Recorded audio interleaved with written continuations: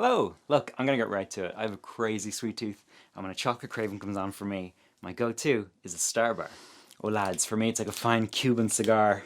Well, I actually can't smell it through the wrapper. My girlfriend's favourite right now is a mint crisp. She kind of only remembered these existed recently after not having had them for a few years, and so there's a lot of excitement in our house around these right now. And also our 6-year anniversary is coming up, and she loves flowers, so I'll probably get her flowers and maybe we'll go for dinner.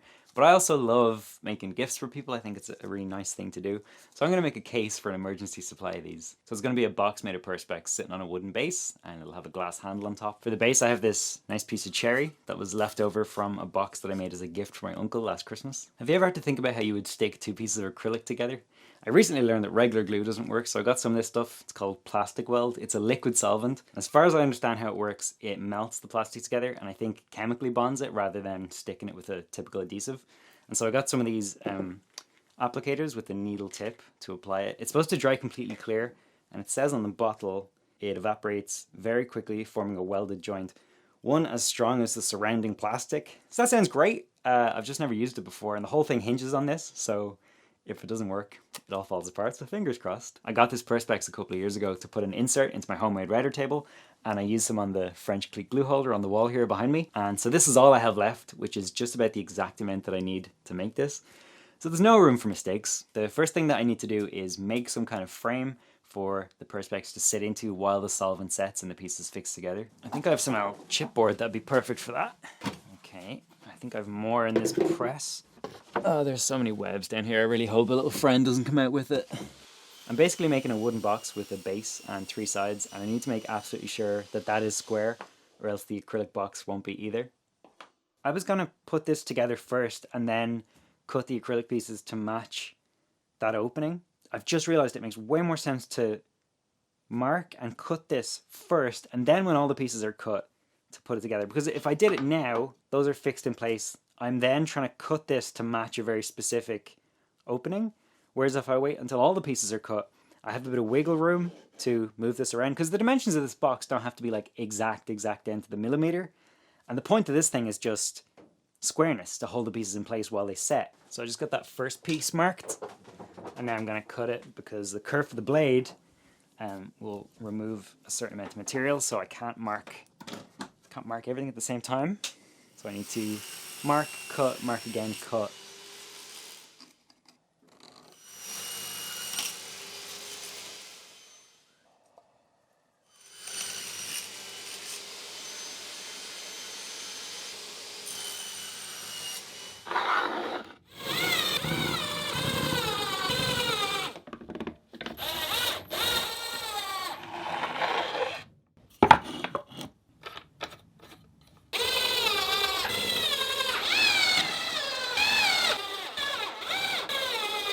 I don't know why putting this together was so awkward, but after 20 minutes of fiddling with clamps, it's done, it's together, it's looking good. I think it's going to serve its purpose. The next thing to do is just to take this film off the perspex and then try the weld. Obviously I should have latex gloves doing this, but I don't have any.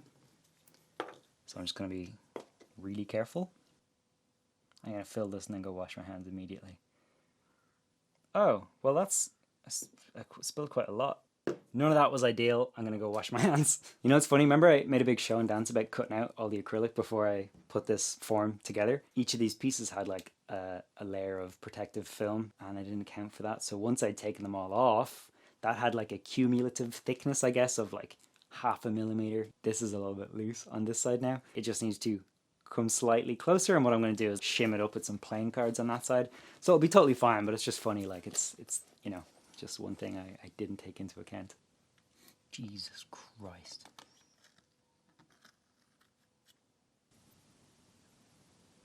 Oh my god, it's just spraying. What the fuck? Oh no, is that tissue? Oh no. I think it's probably best to just leave it for now, because nothing that I'm doing is making it better. And I don't know what even that clamp was meant to do.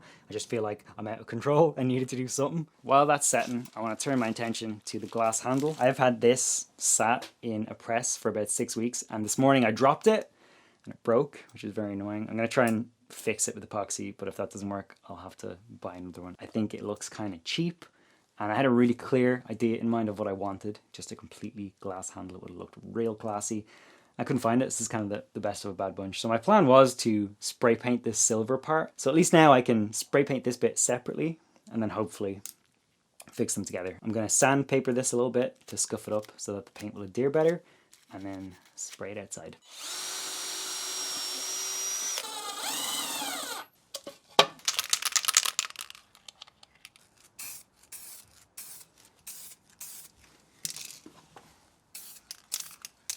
So it's been over 24 hours and I'm very eager to see if this worked. Uh-oh. It's not a case of just shaking it loose, it really seems to be stuck. I probably should have taped it so that it couldn't leak through. I'm just going to try sanding it because it can't get worse. And I just want to see if that will do anything.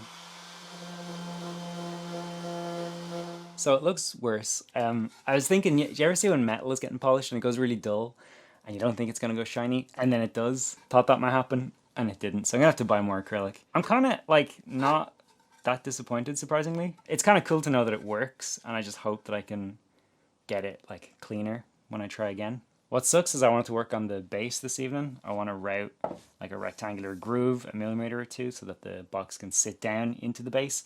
But I don't want to do that until I have the box finished so that I can work to the final dimensions. And so that means I can't do that tonight, and it just pushes things and delays it all a bit further. I was hoping to make a lot more progress this evening, maybe even get close to finishing. But there is something I can do. I want to make a plaque for the front out of aluminium and these metal stamps. I want to stamp in some message like, in case of emergency or for emergency use only. I should probably make sure the word emergency fits before I mark the second hole.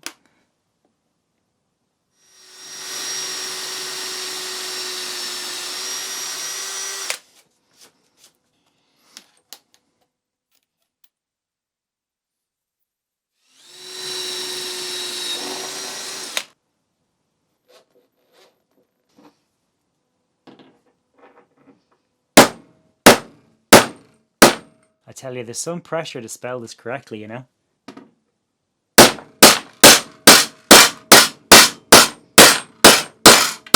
It's really hard to get a good shot of this, so I think I'll just have to take my word that it looks pretty good. The holes aren't totally accurate because I just eyeballed it, but it's 90% flatter than I've ever gotten it before, so I think sticking it down is definitely the way to go.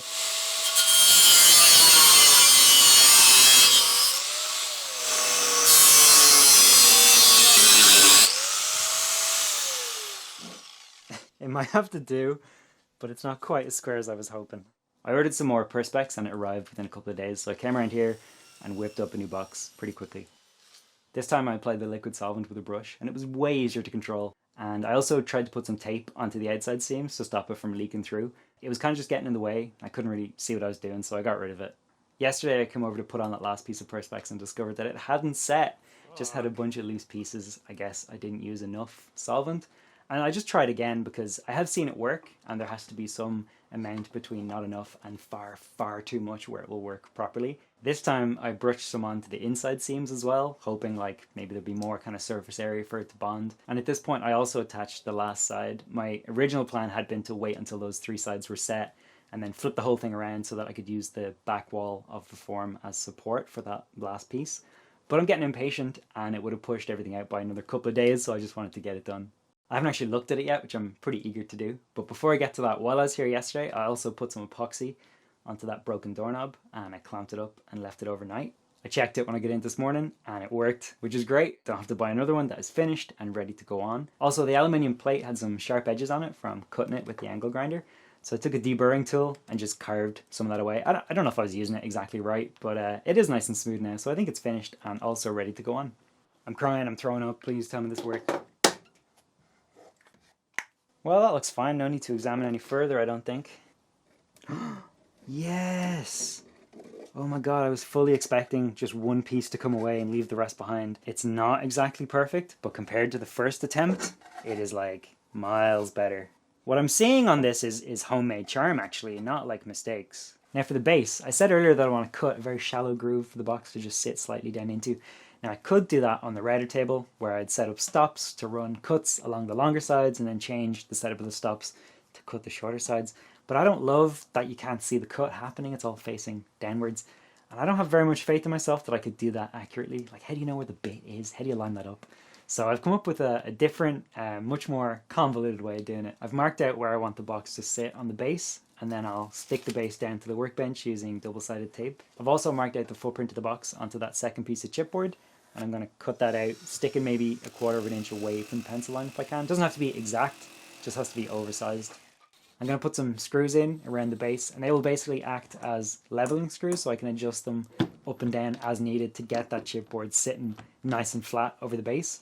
And when I've got that where it should be and it's nice and level, then I can put some screws right through it and down into the table. And then using scrap pieces, I'm going to build a rectangular template that the base of my router can ride along and reference and cut the groove that I need.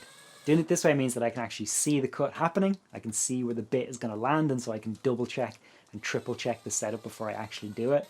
And it should, you know, reduce the chance of making a mistake. It should. After going through that whole setup, I do think doing it on the router table would have been maybe 80% easier.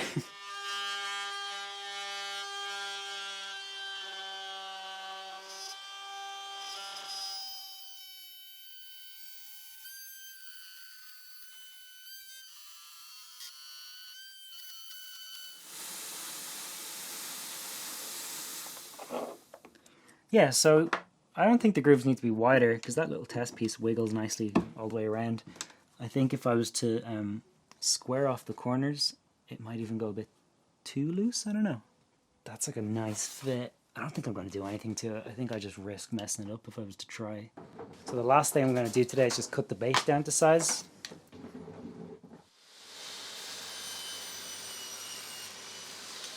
I'm going to build some little stand for the base to keep the bars sitting upright. And so I've got a big chunk of cherry to do that with. And I think I'm just going to cut some wedges off it on the miter saw. I thought it'd be cool if those wedges kind of descended in height. So maybe starting with 1 inch at the back, 3/4 of an inch down to 1/2 inch, and then a little 1/4 inch at the front. Just might make it look a bit more interesting, you know? I don't really have an exact angle in mind here. I'm just going to cut it and see if it looks good.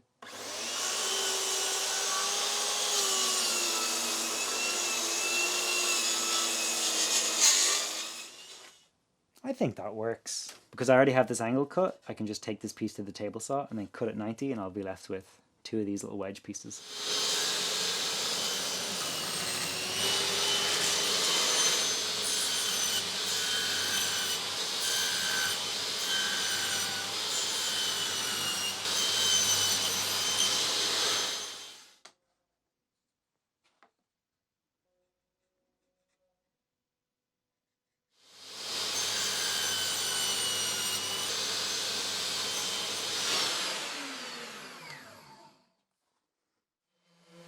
When it comes to sanding, I normally do the bare minimum, just trying to get it over with. But I took my time here and got it looking and feeling real nice. And that's something I think I just need to suck up and do for every project because it's always worth it.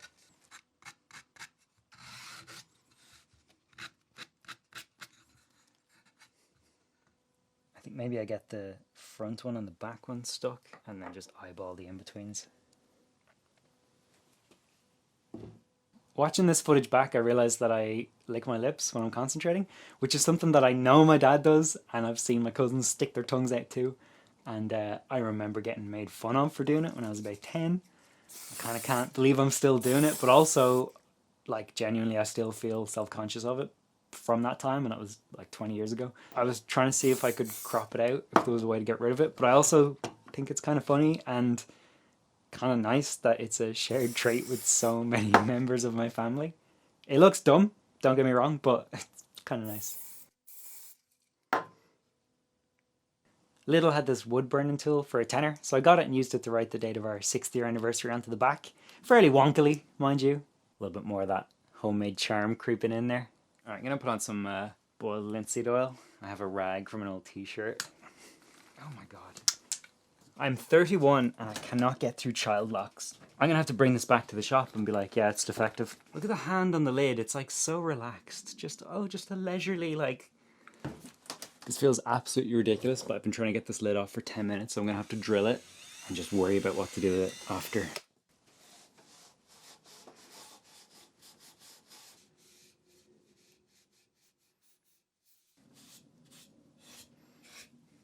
Leave that base to sit for about 20 minutes before I wipe away the excess. In the meantime, I'm going to get on the handle and the plate.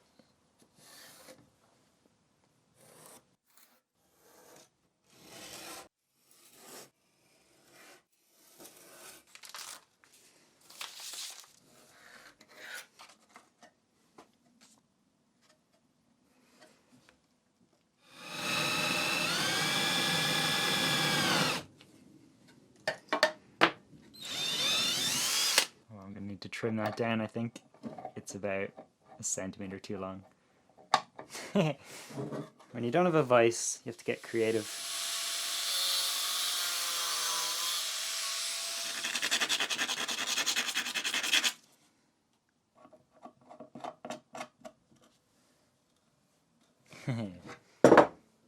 Nice.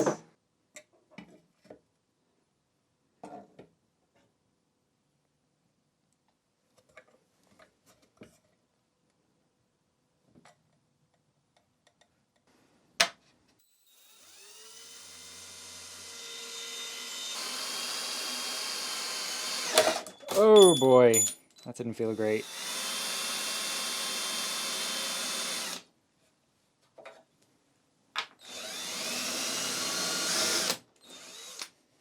That's pretty clean, not too bad at all. Let's just hope they are the right distance apart.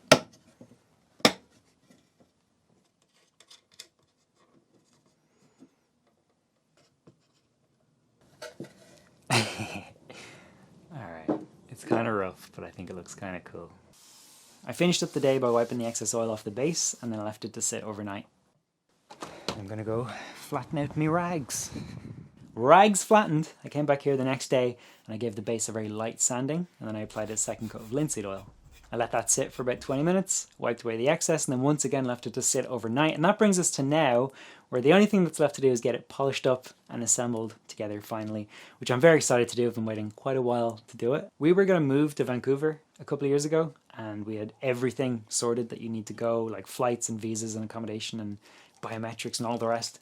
And then 2 or 3 weeks before we were due to go, the borders closed, so that was that. But I had been planning on bringing just a load of like good Irish chocolate bars with me, knowing how important they would be to her. Like maybe 15 of them, and I wasn't going to tell her where they were or how many I had. My plan was to just like produce one whenever she needed it the most. They're for a period. Like that's what this whole thing is for as well. I don't know why I've been talking around it. I think at one point I was just thinking maybe she wouldn't want me to say that, but I know she wouldn't mind. It's for a normal thing. I'm just being silly. We never did get to live in Canada in the end. But the idea of an emergency supply of chocolate never left me, so I am really glad that I've finally been able to do something with that. I really think it turned out great, and I'm pretty confident that I've made something that she's gonna love. At least like. We'll aim for love, but let's hope she at least likes it. No, she will, because I made it with love. I really did. Well, mostly wood and plastic. That's so stupid. Thanks a lot for watching me build it. Hope you got something out of it. I'm going to ask that you like this video if you did indeed like it, and maybe subscribe if you're not already. I'll be back real soon with something else that I've made. Thanks.